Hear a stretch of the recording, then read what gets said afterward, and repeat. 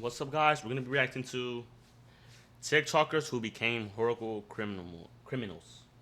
Let's get into it. Hey, we also eating Hawaiian, bro. That be weeks. That be weeks. TikTok is an interesting platform. You have silly videos, dance challenges, and oh yeah, full-on criminals. Anything from pretending to be a police officer for clout to murder. Though at first glance these people don't stick out. I mean, come on, you keep scrolling and forget half the videos you watched. It is worth noting everyone on this list has a horrible reason they're in today's video. Welcome to TikTokers who became horrible criminals.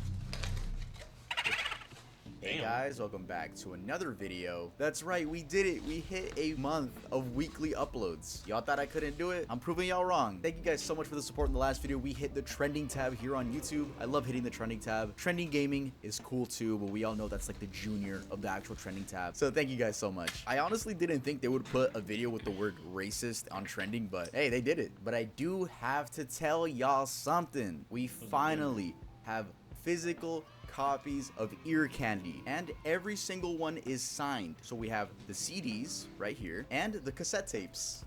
I have all of them right here in my room, so I'm gonna be the one that's physically shipping them all out. So yeah, Tubbs fingerprints gonna be on this. Same with the CDs, they're being shipped with love. Every single copy of the cassettes and CDs are signed. And yes, the cassettes work. Pretty good video. Bruh, it's so difficult to learn how to use a cassette. I was asking my mom how to use this shit because I don't know. This is the quality.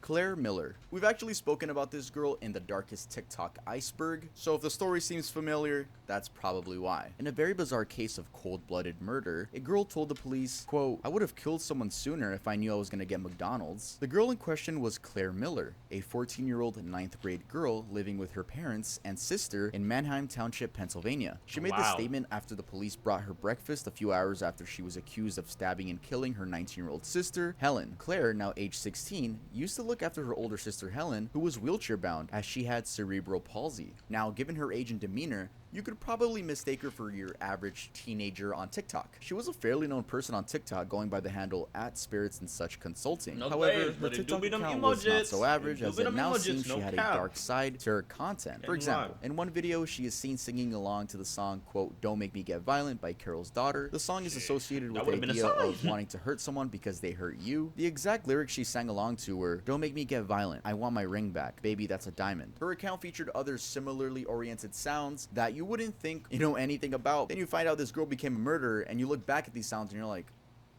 what did you mean by that? She also made another TikTok using the popular sound, like "I'm dead, you killed me, I am dead now." She also had a decent viewership with these videos, with one in particular getting as many as 1.8 million views. On the fateful night of February 22nd, 2021, Claire is said to have used a kitchen knife to stab her sister. When police arrived at the scene after being called to the home at around 1:08 a.m., they walked into Helen's bedroom to find her covered in a bloodied pillow and a knife lodged in her. On their way in, they had met Claire outside the house. Nah, I ain't lie. That's crazy. And hand.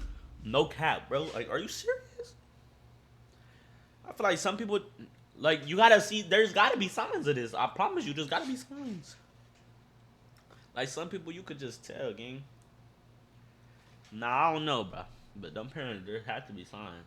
And if not, she just wicked. No funny. It's covered with blood. She was simply repeatedly saying, "I have stabbed my sister." The saddening part of the whole ordeal is that psychiatrists have suggested that she didn't knowingly engage in the act. Dr. Susan Rushing, her psychiatrist, said she suffered from auditory hallucinations and thus heard voices. On that specific night, she heard a voice telling her to slash her own throat too. While being held in a juvenile detention cell, a township police officer, Martin, testified in court that Claire did not appear upset or sad during the time that he watched her. Her demeanor since the killing has been a debatable issue, with other psychiatrists like Dr. John O'Brien saying he couldn't find any consistent demeanor that could be used to diagnose Claire. It's also terrifying that while in juvenile detention, Claire Miller said she Michael Myers'd her sister, which is fucking crazy to say. Jesus, like, it's like you're making a joke out of it. And the ongoing court proceedings will determine if she will be tried as an adult. Yeah, she do not have problem. No, she has problem. but she don't got problems. You feel what I'm saying? She Marianne just- Oliver Snow, another TikToker involved in a horrible crime, is the cosplay influencer and OnlyFans model Mary Oliver Snow, aka Ugh. Yandere Freak, aka Okay, Yandere I don't know who was Snow, paying for aka that. Snow and the Salt Queen. No, In Trav, 2021, who was Snow, paying for that aged right 23 there? at the time, who also How posted many- Yandere cosplay content on Instagram, was charged with second-degree I would murder never for pay for allegedly nothing, obviously, drunkenly but, like, shooting and killing their friend, Helen paying Hastings, for that, in the wee gang? hours of January 17th. Snow, who goes by they them, had about 1.6 million TikTok followers at the time of the incident and was an internet celebrity in the cosplay community due to their performance and mimicry of various Japanese anime characters, especially Junko from Danganronpa. Alright, I don't know if it's Junko or Junko, y'all don't roast me on that because I don't Play that video a game. Japanese character in a video game where teens are locked in a school and forced to fight a murderous bear to death. How were Snow and the victim Helen related? Well, they were in a tightly knit social circle of cosplayers in Houston where Snow was the central figure, but they had known each other since Hastings was in 10th grade. Hastings, who went by they them as well, was also fairly influential in the cosplay community in Houston as they had 120,000 I don't know TikTok why, bro, followers but, at the time like, of please, their like, death. I ain't The gonna two lie. spent a lot of time together, and even on the night make they me shot mad Hastings, seeing they this. were at I home don't watching know. TV. On that night, Snow pointed a gun at Hastings and shot them. Hastings went on life support for 2 days before eventually passing due to Damn. injuries on January 19th. That's According tough. to the criminal complaint, the defendant stated they had been passing the gun It's around always for lying, hours lying. and had been playing around with it. The defendant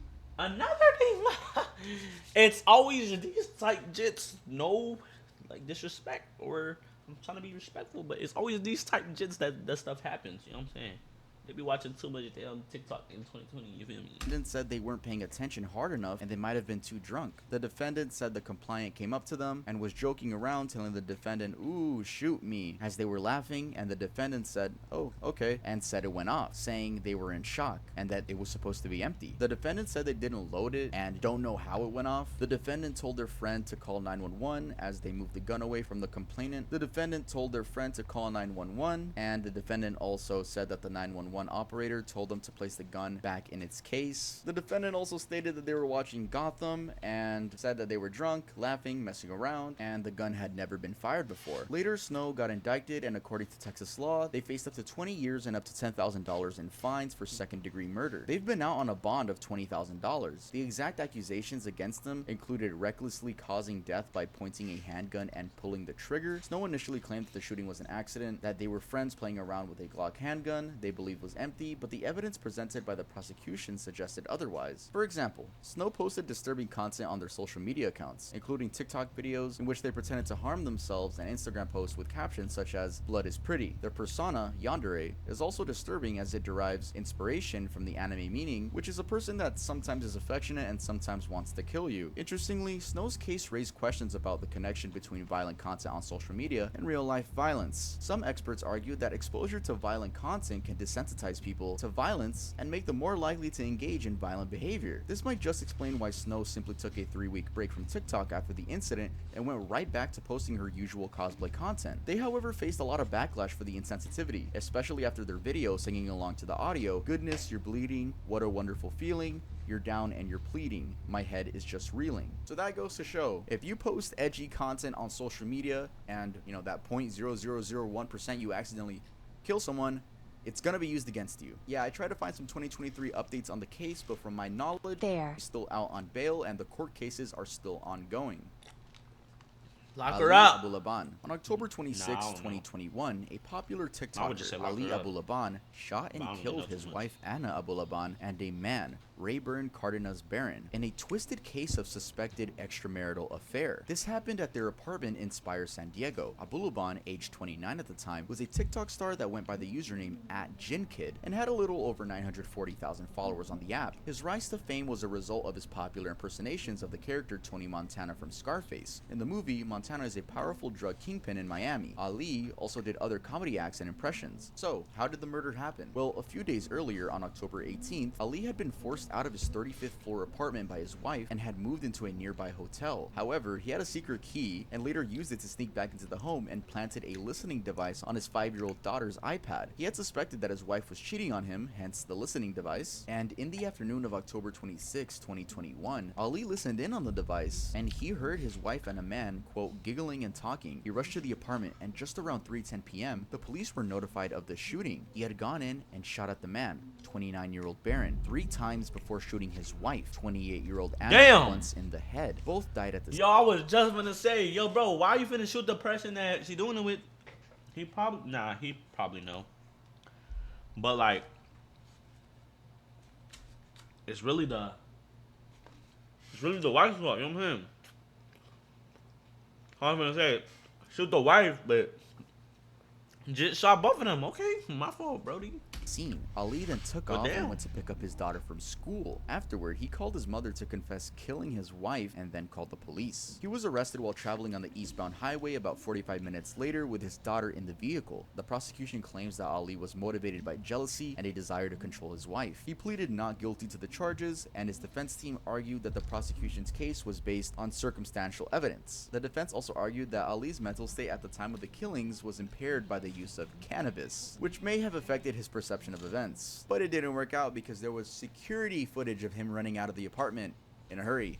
In addition, San Diego's deputy DA Taryn Brass reported that when Ali picked up his daughter from school, he was still carrying the murder weapon. The judge on the case ordered that he be held in prison. This next incident takes us to Leicestershire, where a terrible road crash led to the 22-year-old TikTok star Maybe Vlogs facing potential jail time for murder. Real name Bahek Bukhari, Maybe Vlogs is a well-known fashion influencer and equally outspoken Palestine supporter in the UK with about 128,000 TikTok followers and about 3.2 million likes. What did she do? Well, alongside her 45-year-old mother and 21-year-old friend, she is accused of having run two young men off the road and thus leading to their death. According to the police reports, on February 11th, 2022 at around 1:35 a.m., the three women, Maybe, her mom, and a friend, rammed into the vehicle that the young men were in, forcing it off the road on the A46 near the Six Hills Junction in Leicestershire. They had apparently been in a high-speed chase beforehand. The vehicle that the two young men were in was ripped into two pieces, killing them instantly.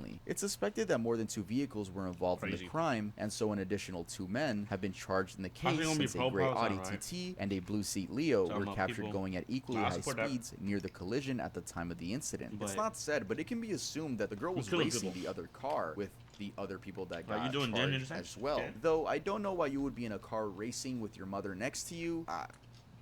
Yeah. The case is still ongoing and is expected to be heard in September 2023, although Maybe and her accomplices made an appearance in court for a hearing on March 18th, 2023. In an earlier court hearing, a judge asked the trio if they knew they faced the, quote, most serious charge known to criminal law, and they answered yes. A bizarre aspect of this case, which also seems to be a thing with the disturbed TikTok influencers, is that Maybe posted a video almost making light of a similar situation. She made a satirical video in January 2022 in which she pretended to casually tell another person that she, quote, killed someone, and Shawn Mendes' It'll Be Okay played as the TikTok sound. She's also posted other controversial content on her social media accounts. In another recent TikTok posted by Maybe, a flashy car can be seen recklessly swerving around on a road. If you go to her account right now, it's still up and all the comments are disabled. She's one of them.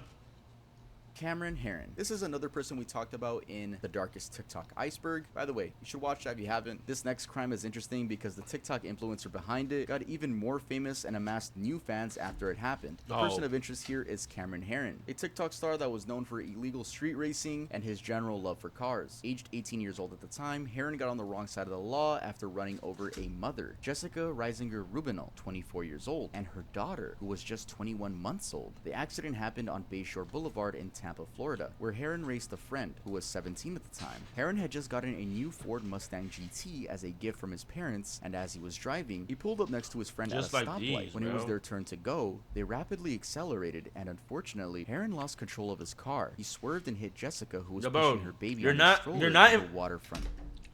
You're not in Fast and Furious, bro. Like, you're not, bro. You're not that guy. You're not in Fast and Furious. You're not him. Stop doing that, bro.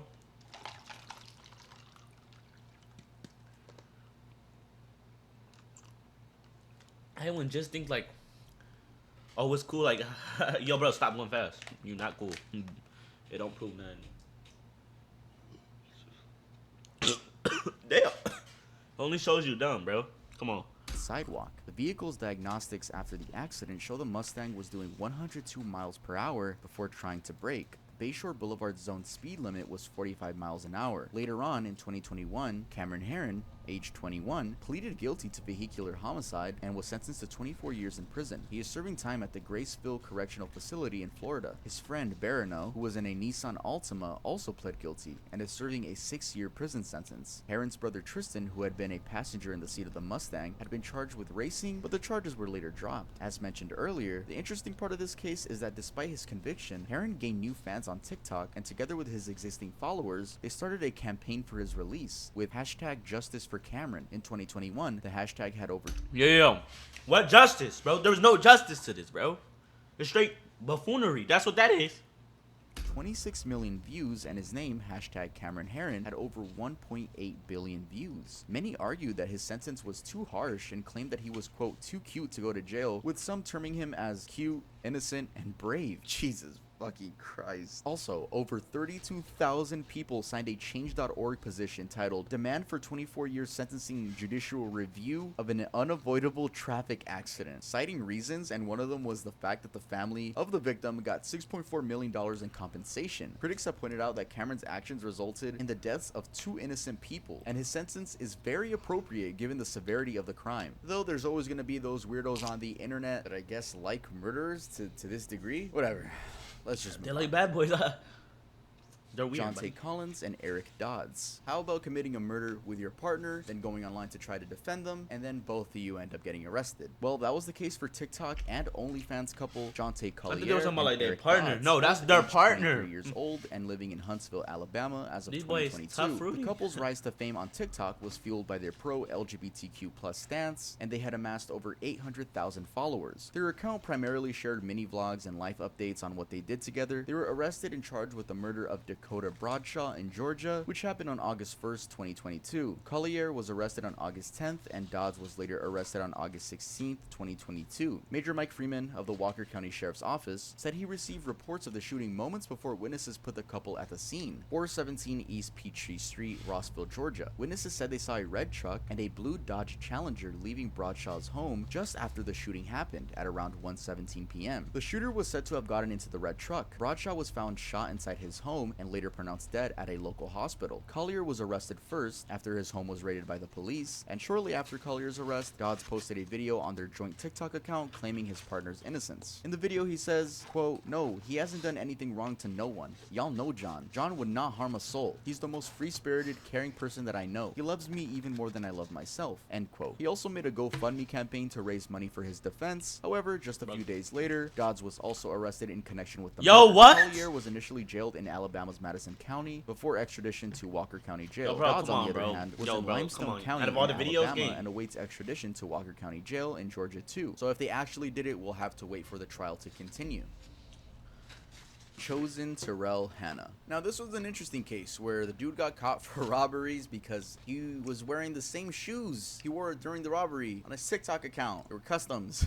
Let's talk about it. Chosen Terrell Hanna, a popular TikTok personality with more than 149,000 followers and a little over 1.6 million likes. He was popular for edgy videos mixed with regular dancing and lip-syncing videos. It was actually one of these videos that led investigators right to his doorstep after they identified his dyed pinkish purple hair and custom white Nike sneakers as resembling those worn by the person that they were looking for concerning a series of robberies. As it turned out, 22-year-old Terrell Hanna from Redford Township had robbed stores on 4 different occasions between December 1st, 2021 and February 1st, 2022. These stores included a 7-Eleven, gas station, and a tobacco shop. On December 1st, 2021, at a 7-Eleven store, he pulled a gun on a clerk and got away with an unknown amount of cash. On January 13th, at a Marathon gas station, he pressed the gun on the clerk's back and took off with the money. Later on January 26th, he robbed the 7-Eleven again. His last robbery was just 6 days after the last, where he robbed a tobacco store and took off with cash and a bunch of cigars. Investigators got a tip from the gas station witnesses that the guy looked like someone they knew on Snapchat, username given chosen_1. They used this to find his username on TikTok. They specifically identified his Nike shoes with red dots as the same ones worn during the robbery. Also, his hair, it's dyed purple and pink. They also said it was sticking out of the ski mask. With that as evidence, investigators raided his home and found items believed to have been used during the armed robberies. He is being charged with robbery and possessing a firearm during a violent crime, which carries a prison sentence of over 20 years.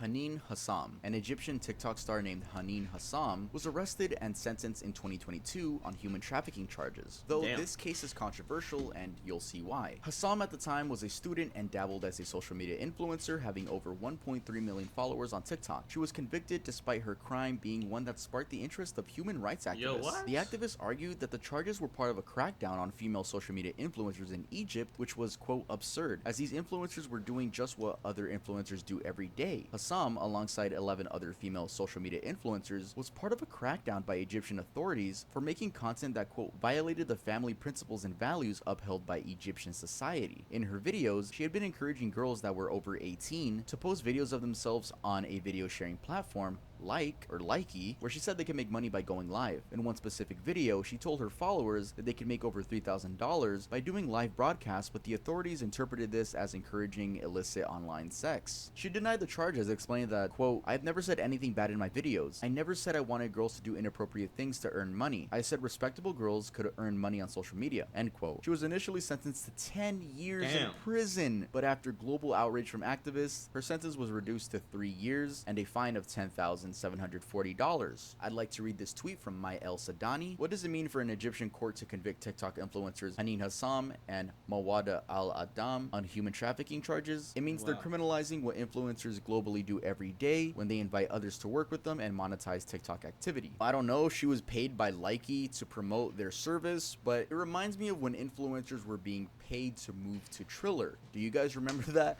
That failed app which people only use to make snippets for songs now? It seems like Likey paid her. Again, this is no confirming, but it just reminded me of the situation, and I'm only connecting it. Maybe Likey probably paid her to promote the service, and then she was like, hey yo, you girls can probably make money over there by going live. It says here she said she was talking about 18-year-old girls, but when we're talking about something that violates the family principles and values upheld by Egyptian society, that being a law, I think there's a lot of stuff that falls under that if the Egyptian, I guess, law just doesn't see eye to eye with you on it, they're gonna take you to jail. But again, I don't want to talk too much about religion, but as of today, yes, out there, boy. She's serving time in prison.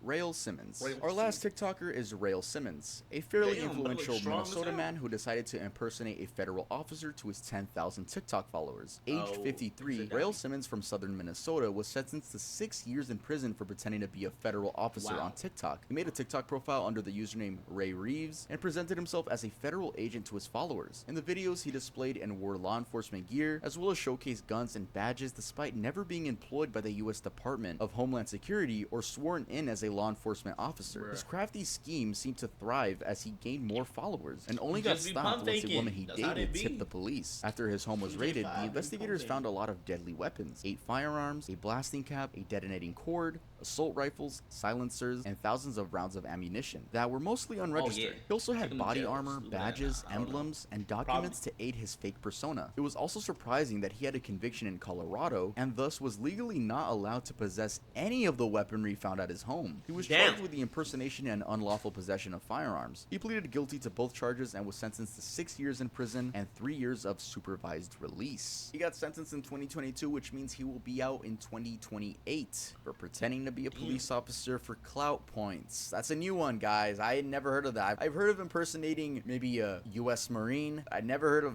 fucking impersonating a police officer. This one's definitely gonna fall under things I never thought I would have to research. That's gonna be the end of this video. Don't leave yet, because I see the graph. You guys always leave once I, stop. Let me say something really quick. It was my birthday on March 18th, so now I'm 21 years old. Be happy for me. New videos weekly. If I miss by... Happy birthday to bro, but, that's it for the video, bruh. That's crazy.